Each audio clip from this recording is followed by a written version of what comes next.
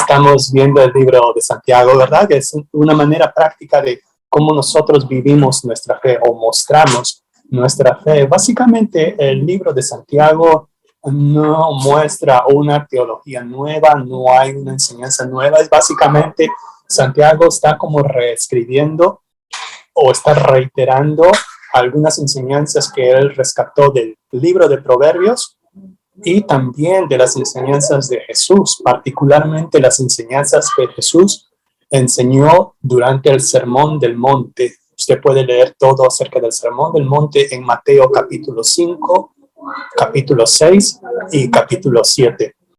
El día de hoy, hermanas, nosotros vamos a ver acerca de cómo nuestra fe es mostrada en la manera como nosotros nos desenvolvemos en nuestras conversaciones con los demás, utilizando básicamente nuestra boca, pero también es nosotros utilizando otros medios de comunicación, especialmente los medios de comunicación que están ahora al alcance. Y ahora nosotros bien vemos que es por mensajes de texto, por correos electrónicos. Alguien dijo, ¿verdad?, en el siglo XIX, un escritor británico, la pluma es más poderosa que la espada. Es que es precisamente, ¿verdad?, dice que lo que uno escribe es más poderoso, o lo que uno habla es más poderoso que la misma espada. ¿Por qué? Porque nuestras palabras tienen el poder inclusive hasta de matar.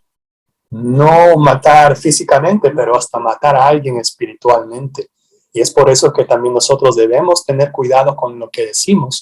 Nosotros como seguidores de Cristo Jesús, si bien nosotros estamos llamados a que nosotros digamos lo que es sí, sí, y lo que es no, no, lo debemos decir de manera coherente con la fe y el amor que profesamos nosotros tener en Cristo Jesús. Nuestra lengua, dice nuestro bolígrafo, e incluso el teclado de nuestros dispositivos inteligentes, como se llama, ¿verdad?, deberían permanecer con más frecuencia, dice, en silencio.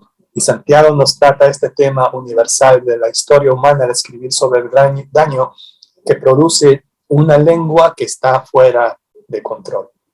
Señor bendito, Padre amado, gracias por un nuevo día, Señor, por un nuevo amanecer.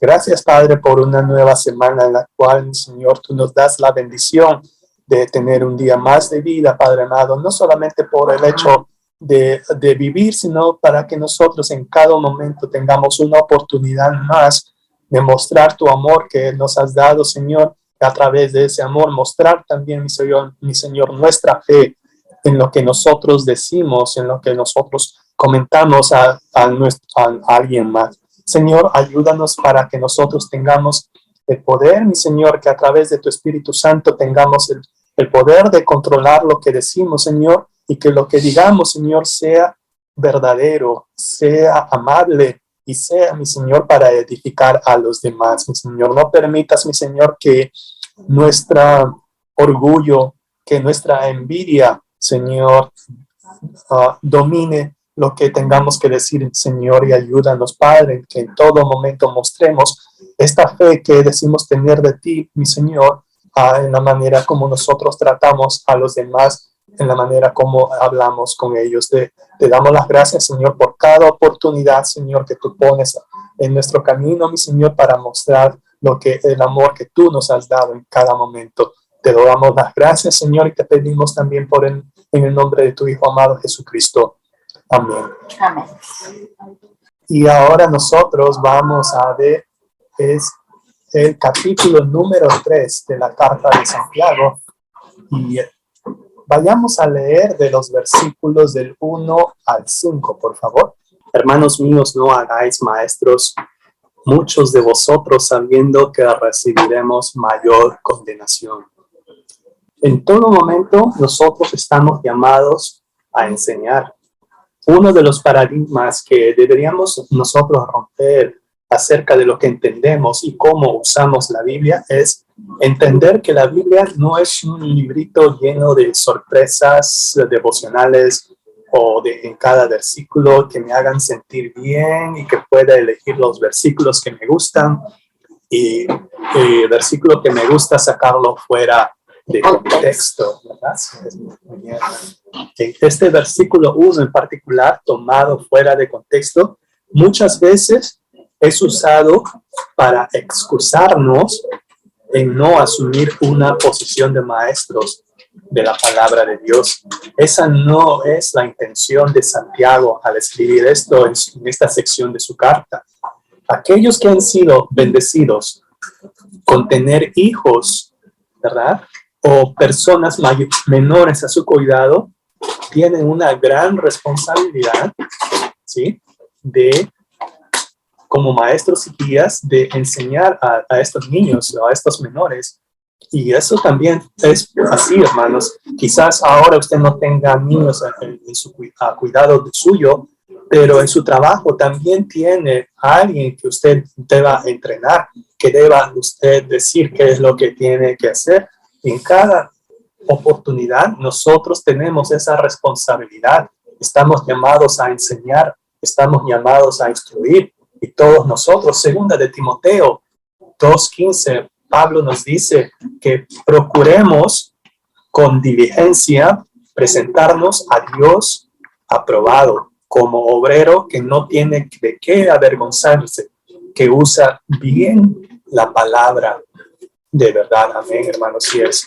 Y no obstante, nosotros estamos llamados a enseñar no solamente con nuestras palabras, hermanos, pero especialmente, hermanos, estamos llamados a enseñar con nuestras acciones, como lo aprendimos en la sesión anterior. Lo que nosotros decimos es lo que nosotros hacemos. Es básicamente, si lo podemos resumir en pequeñas palabras.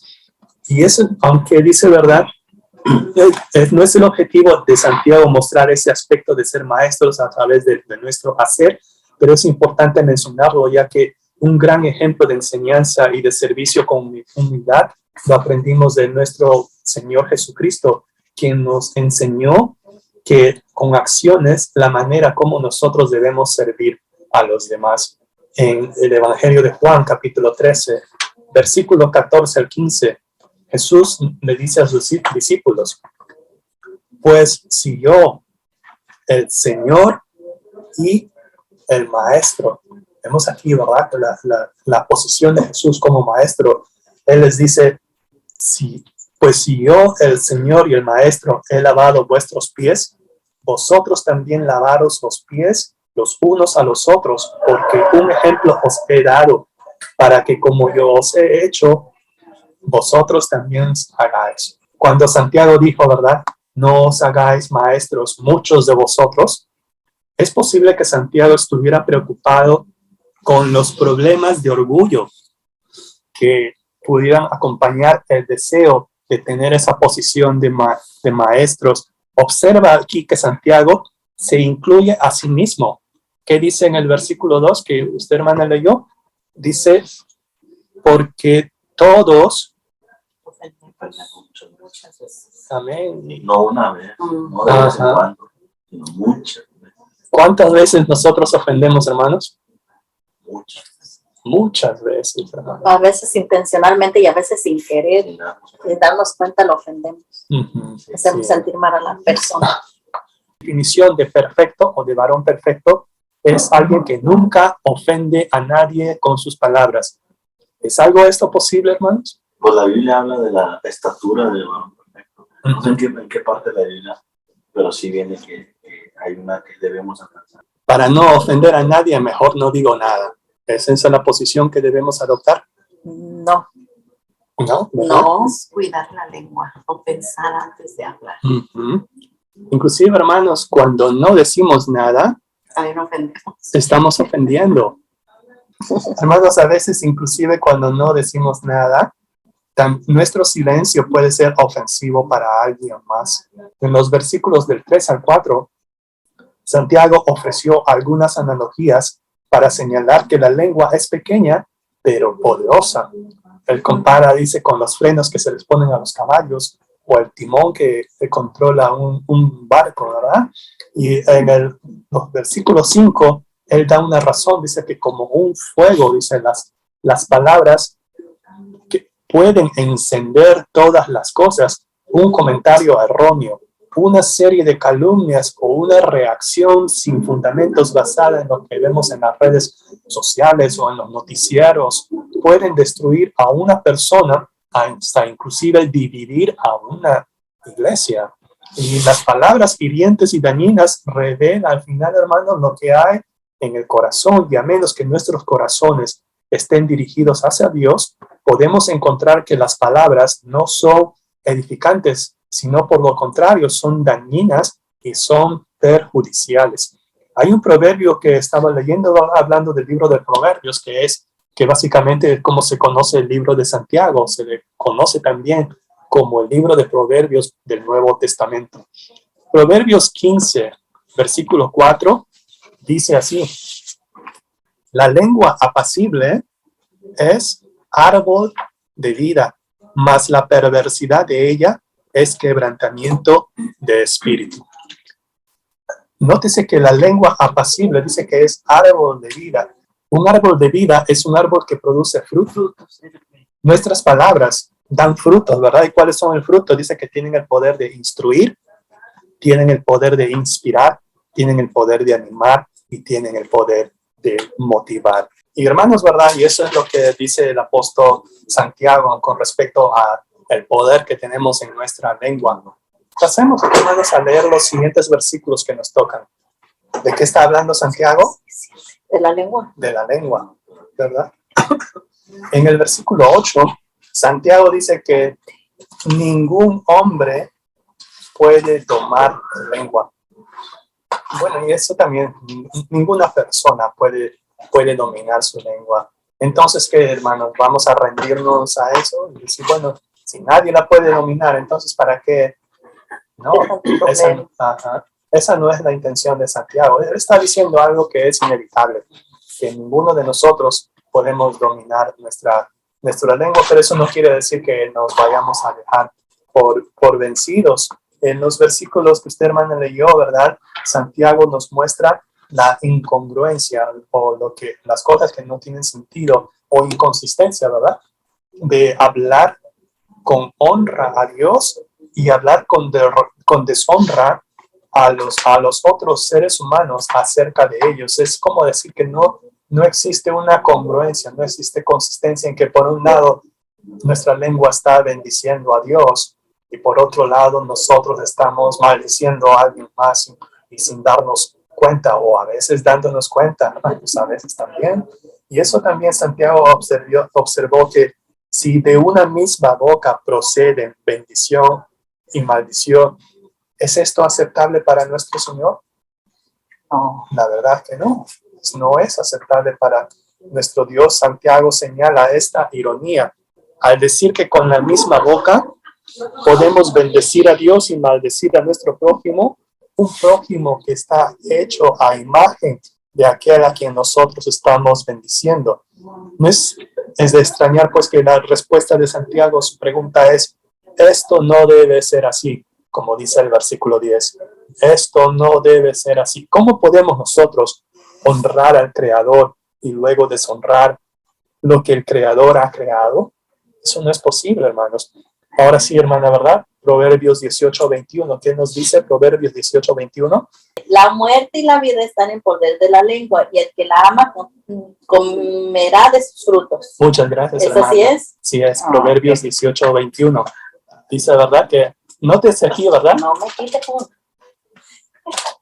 No. Y no ponga su cara de policía tampoco. Ya me voy. No, nótese que aquí en este versículo hay también una dicotomía, ¿verdad? La muerte y la vida son dos cosas opuestas, y eso es lo que el proverbista está diciendo, que este proverbio señala el hecho a menudo ignorado de que las palabras, hermanos, son poderosísimas. Las palabras tienen el poder de la muerte y también tienen el poder de la vida. Los ataques verbales, hermanos, en sí mismos no pueden afectar a la persona físicamente. Sin embargo, nuestras palabras pueden inspirar respuestas positivas o respuestas negativas. Pueden edificar o pueden derrumbar a una persona quien está hecha a la semejanza e imagen de Dios. Santiago desplegó las implicaciones de esta doble mentalidad. Por un lado, la volubilidad y la inestabilidad de una vida que gobierna a una naturaleza impulsiva en lugar del amor de Dios. Jesús dijo también que en sus palabras, ¿verdad?, que las palabras que fluyen de nuestras bocas en realidad revelan lo que hay en nuestro corazón. Mateo 12:34 dice, generación de víboras. Wow. Palabras muy duras, hermanos, de nuestro Señor Jesucristo. Generación de víboras. ¿Cómo podéis hablar lo bueno siendo malos? Porque de la abundancia del corazón habla la boca. Lo que decimos, hermanos, revelará nuestra madurez o nuestra inmadurez y solo puede llegar a ser coherente si Dios lo controla. Y esa es nuestra oración día a día, hermanos, que nuestra lengua, hermanos, que si bien es cierto nosotros mismos no la podemos controlar, como dijo Santiago en el versículo 8, ¿quién podrá controlar nuestra lengua? Nadie. Pero sí podemos pedirle de manera humilde a nuestro Señor, al Espíritu Santo, que Él controle lo que nosotros tengamos que decir. Y como habíamos dicho al principio, ¿verdad? No solamente quedándonos callados, es también hablando, porque también en nuestro silencio podemos nosotros ofender. Y luego en los versículos del 11 al 12, él hace una serie de comparaciones acerca de la dualidad de la lengua, comparándola también con la creación. Él dice, ¿acaso alguna fuente hecha por una misma abertura, agua dulce y amarga? No, ¿verdad? Hermanos míos, ¿puede acaso la higuera producir aceitunas o la vid producir higos? No. Así también dice el versículo 12, ninguna fuente puede dar agua salada y dulce, ¿verdad? No puede dar agua ni salada ni dulce al mismo tiempo. Pasemos a los versículos 13 al 18, hermanos, para ver lo que dice acerca de la sabiduría de Dios. La persona, dice, que usa su lenguaje de manera sabia, es la persona que busca la sabiduría de Dios. La verdad y la mansedumbre deben ser socios en el control de nuestro hablar, en lugar de la envidia y la ambición egoísta. Esta es una manera de resumir estos versículos 13 y 14 que usted, hermano, leyó. Muchas gracias por ello. Santiago preguntó, y esa es una pregunta, ¿verdad? ¿Quién es sabio y entendido entre vosotros? Algunos de nosotros levantaremos las manos, otros no, ¿verdad? Pero esa es una pregunta que es para todos, hermanos. ¿Quién es sabio y entendido entre vosotros? Aquí Santiago estaba hablando acerca de aquellos que entienden de la palabra de Dios, porque esa es la intención de Santiago, esa es la referencia que está haciendo desde el versículo 1. Pero aquí Santiago no evaluó las afirmaciones de sabiduría sobre la base del conocimiento de la Escritura, sino que utilizó un criterio diferente. ¿Qué es lo que preguntó? ¿Cómo él quiso medir la sabiduría y que es alguien que es entendido entre nosotros? Dice Santiago, muestre por la buena conducta sus obras en sabia mansedumbre. Esta palabra clave, hermanos, se va a contrastar con lo que vamos a leer en el versículo 14, porque la palabra mostrar, ¿qué puede significar aquí? Exhibir, ¿sí? Sinónimos de la palabra mostrar, exhibir, poner a la vista, evidenciar, presentar, y aquí hay otra palabra, o otra expresión, hacer alarde. Hello, y mire cómo es, ¿verdad? Dice que mostremos orgullosamente o hagamos alarde de este conocimiento o de nuestra sabiduría. Dice, con nuestras obras, pero las obras hechas en mansedumbre, mediante obras hechas con la humildad que nos da la sabiduría. ¿Es consistente, hermanos, que nosotros mostremos alarde? Uh-huh. Sí. ¿Podemos mostrar nosotros ser alardosos? A mostrar alarde es como ser presumido, ¿no? Exactamente. ¿Podemos nosotros presumir? ¿Es bíblico que seamos presunciosos? Más contra de la humildad. No debe de ser así. De la sencillez. Sí, ¿verdad? Sí, no, la jactancia. Sí, o sea, sí, el vino despierta, hermano. O sea, sí. Porque Porque eso es lo que, a eso es lo que yo quería contrastar. Está despertando. Ya el café está haciendo efecto. A eso es lo que yo quería contrastar entre la palabra mostrar, muestre, y no os jactéis. ¿Ok? Sí. Y eso es precisamente la conexión que hay entre el versículo 13 y el versículo 14. ¿Sí? Podemos hacer alardes, sí, hermanos, cuando es algo que es dentro de la voluntad de Dios. Este pasaje muy conocido quizás o que siempre me llama la atención está en Jeremías capítulo 9 versículo 23 al 24. Así dijo Jehová, lo dice Dios, ¿verdad?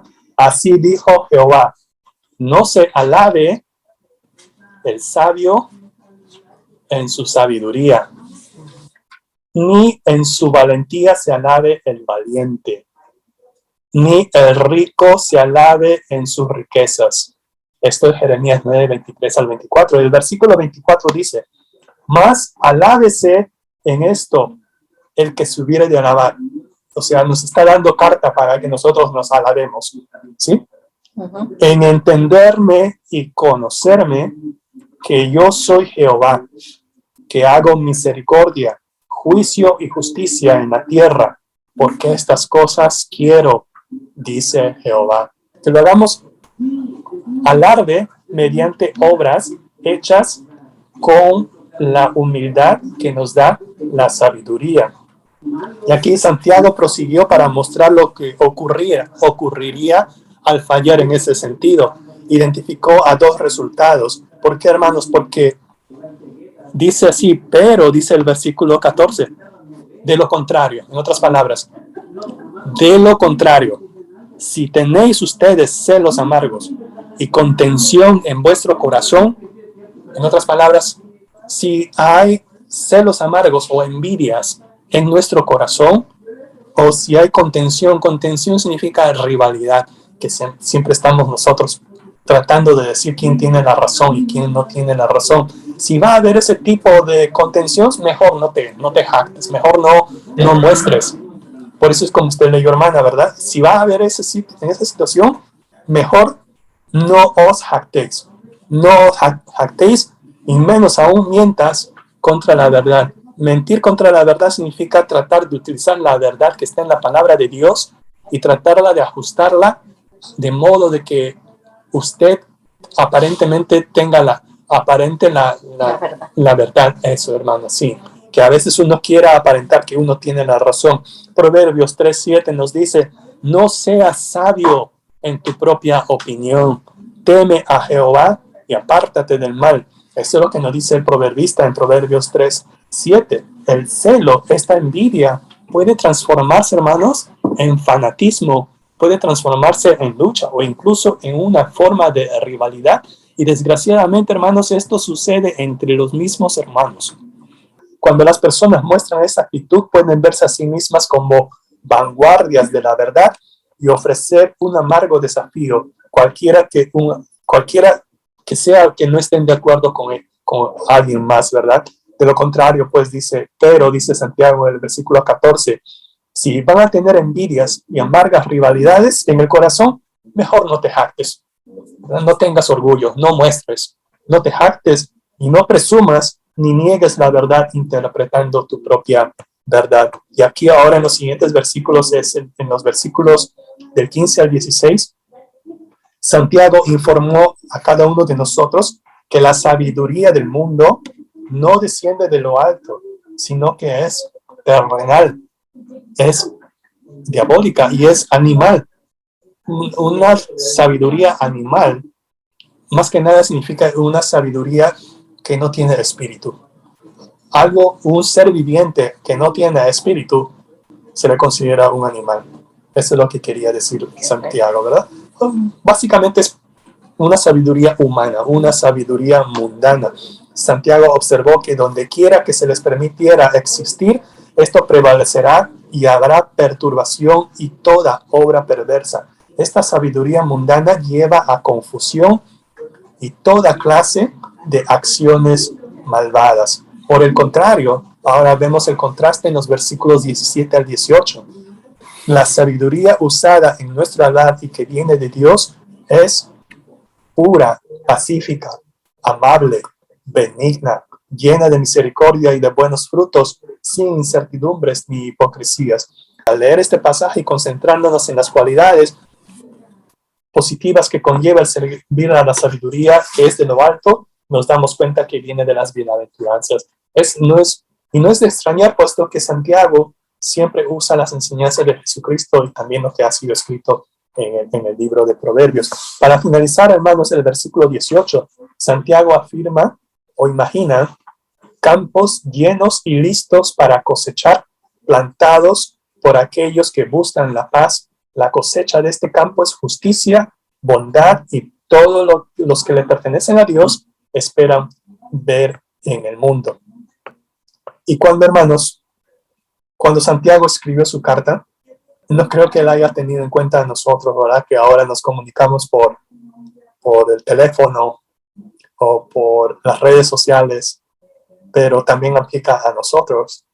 Estamos viviendo una nueva tecnología, pero ahora que estamos viviendo una tecnología, ¿verdad? Que el Zoom, que el FaceTime, que el WhatsApp y todo eso, la pregunta es, ¿estamos comunicándonos mejor? Eso sí, hermanos, también nosotros debemos pedirle a Dios que nosotros debemos esforzarnos para que nuestras palabras, sin importar cómo se transmitan, ¿verdad? Ya sea de persona a persona, frente a frente o a través de los medios electrónicos, siempre deben reflejar el carácter de Dios en quien nosotros ponemos nuestra fe. ¿Sí, hermanos y hermanas? Si Jesús estuviera en estos tiempos, utilizaría la tecnología. ¿No? Yo pienso que sí. ¿Usted qué opina? Yo pienso que sí. Él es sabemos que él tiene sus cualidades. Él necesitaría la tecnología actualizada para poder hablar a las personas. Cuando él en su ministerio de sanidad, él iba directamente con la persona. Hay veces, inclusive, el romano le dice, Señor, yo no soy digno de que entres a mi casa. Pero él sabía de que solamente con el poder de Jesús, él tenía el poder de sanarlo, inclusive, y no necesita estar en manera presencial. Dice, ¿verdad? Con una llamada de Zoom es suficiente, Jesús le decía. Si nosotros hablamos de ese sentido de la tecnología, si Jesús utilizaría la tecnología de hoy para ministrar, él lo haría. Yo pienso que se acoplaría a nuestros tiempos también. Uno se pregunta por qué razón Jesús vino a la tierra, a ese territorio en particular, en medio del control del Imperio Romano. ¿Qué tecnología estaba en ese tiempo en el Imperio Romano? Hay un dicho que dice, ¿verdad? Todos los caminos conducen a Roma. Preguntando si llega a Roma. Ajá. Se decía, ¿verdad? Todos los caminos conducen a Roma.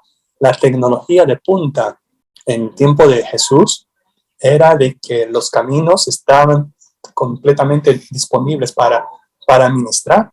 Es por eso que Jesús le manda a sus discípulos, vayan. En ese tiempo se conoce en latín como se conoce como Pax Romana.